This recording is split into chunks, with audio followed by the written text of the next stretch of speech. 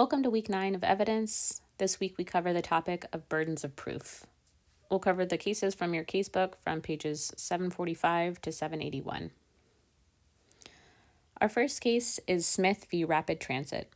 This is a Supreme Judicial Court of Massachusetts case from 1945. As background, the plaintiff here testified that while driving at 1 a.m. on Main Street in a town in Massachusetts, a bus forced her car to crash into another car parked on the street.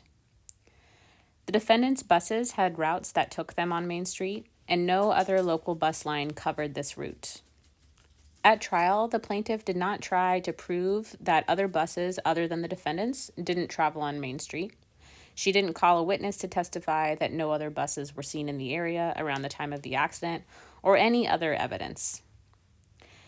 At issue was whether the trial judge was correct in directing a verdict for the defendant on the grounds that there was insufficient evidence for the case to reach the jury.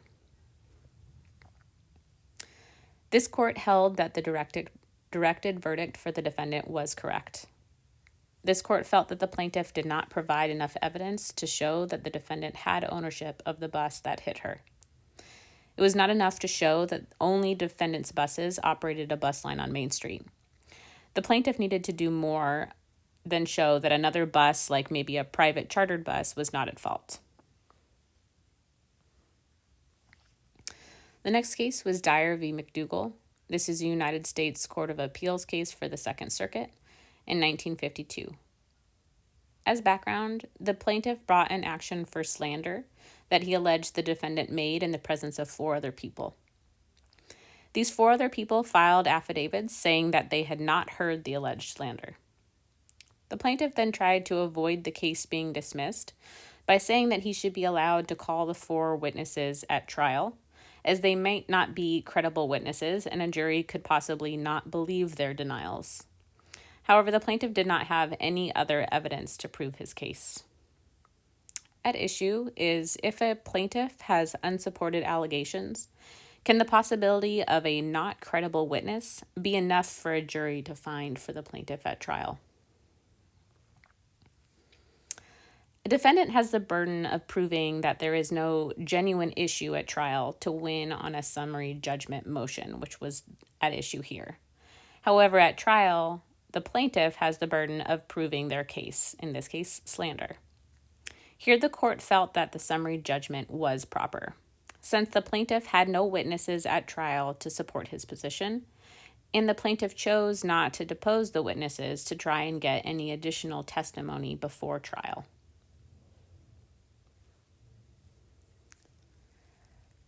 The next case is Legail v. Dan. This is a United States Court of Appeals for the District of Columbia case from 1976. As background, there was 4 patent applicants that had mailed applications on March 1st to the Patent Office in D.C. The date of receipt by the Patent Office was stamped as March 8th. The issue at trial was the accuracy of that date. The normal delivery time for mail between these 2 places was 2 days. The trial court analyzed the case as having 2 conflicting presumptions. The first presumption was that a properly stamped and deposited item will be received by the addressee without undue delay. The second presumption is that the Patent Office stamps patent applications on the day of receipt. The trial court found that this first presumption, that a properly stamped and mailed item will show up without delay, was stronger than the second item, and granted summary judgment in favor of the patent applicants. At issue was the trial judge's analysis of these 2 conflicting presumptions correct, and was the summary judgment in error. The appellate court reversed and held that the Patent Office's affidavit describing their detailed process of stamping incoming mail did not only raise a conflicting presumption, but was also substantive evidence sufficient to defeat the presumption that the mailed items were received in the normal course of mailing. So the court found that the summary judgment was in error. Next case is N. re Nicholas H. This is a Supreme Court of California case from 2002. As background, in California, there is a presumption that if a man lets a child into his home and openly holds the child out to be his natural child, he is presumed to be the natural father. This presumption can be rebutted by clear and convincing evidence. In this case, Thomas acted as Nicholas's father, but Thomas and the child's mother acknowledged that he was not the biological father. The Court of Appeals held that this acknowledgement rebutted the presumption. At issue was whether the appeals court was correct in rebutting the presumption under CEC 7612, which essentially was leaving Nicholas fatherless. The California Supreme Court reversed the appellate court's ruling. The court held that while the CEC provides that the presumption may be rebutted by clear and convincing evidence, it also says that the presumption is rebutted by a judgment establishing paternity of the child by another man. And in this case, there was no such judgment.